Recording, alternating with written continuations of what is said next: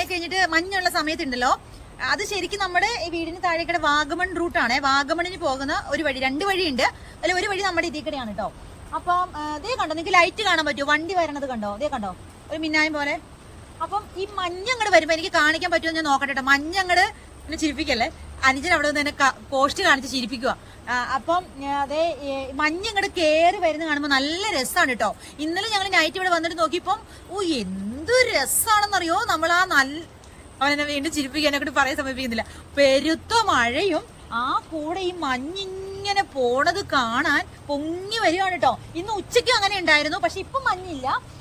അത് ഞാൻ നോക്കട്ടെ കേട്ടോ, അതിന് വന്നിട്ടുണ്ടെങ്കിൽ എടുക്കാൻ പറ്റും നോക്കട്ടെ. നല്ല രസമാണ് കേട്ടോ. പിന്നെ നമ്മുടെ വീടിന് ഇത്തിരി അങ്ങോട്ട് മാറുമ്പോൾ നല്ലൊരു വെള്ളച്ചാട്ടം ഉണ്ട് കേട്ടോ.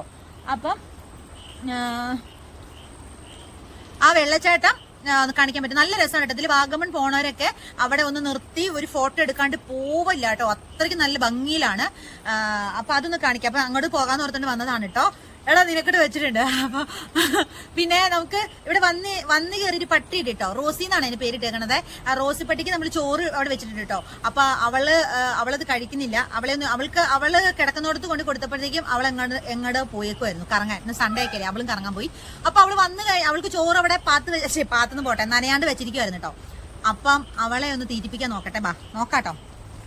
എനിക്ക് തന്നപ്പോ നീ എവിടെയായിരുന്നു? മുഴുവൻ തിന്നേ എന്നേടി. ബാ റോസി, അവളൊന്നും വരുന്നില്ല. അവള് പകുതി തിന്നിട്ട് പോയി. ഈ ചേട്ടായിനെ കാണുമ്പോ അവൾക്ക് ഭയങ്കര പേടി. ആ പരിസരത്തേക്ക് വരത്തില്ല. എടി ബാ ബാ ബാ. പിന്നെടി ഞങ്ങൾക്കുണ്ടല്ലോ ഒരു ചേട്ടൻ സർപ്രൈസ് ആയിട്ട് വാഴയില വാട്ടി അതിനകത്ത് ചക്കപ്പുഴുക്കും ചോറും എല്ലുകറിയൊക്കെ കൊണ്ടു തന്നാട്ടോ. അപ്പൊ ഞങ്ങളത് കഴിച്ചിട്ട് അവക്കുള്ളത് വെച്ചേർന്നതാ. അവൾ ഇത്തിരി ചോറ് മാത്രം ബാക്കി വെച്ചിട്ടുള്ളൂ. പിന്നെ ദോശയൊക്കെ അവൾക്ക് ഇഷ്ടാട്ടോ. അപ്പൊ ദോശ കൊടുത്തു. അതിന് അതും പകുതി അവിടെ വെച്ചിട്ടുണ്ട് കേട്ടോ. അതിന് നമുക്ക് വെള്ളച്ചാട്ടം കാണാൻ പോവാം. അപ്പൊ ശരി. ഇനി ഒരു സൂത്രം കാണിച്ചിട്ടോ. ഈ സംഭവം അങ്ങോട്ട് പോയ ഞാൻ ആ വശത്തേക്ക് പോലെ എനിക്ക് പേടി കേട്ടോ. അതിനെ ഈ റബ്ബർ തോട്ടൊക്കെ ഉള്ളിടത്താണ് ഇത് കാണുന്നത്. റബ്ബറിലൊക്കെ അപ്പൂപ്പൻ പുഴു. ഈ സാധനം വന്ന് എനിക്ക് ആന വന്ന് തെങ്ങിനെ ഈ പുഴു കണ്ട എനിക്ക് പേടി കേട്ടോ. ആ സാധനം കണ്ടോ, അതേ കണ്ടോ, നിറച്ചു ആ റബ്ബർ തോട്ടത്തിക്കടെ.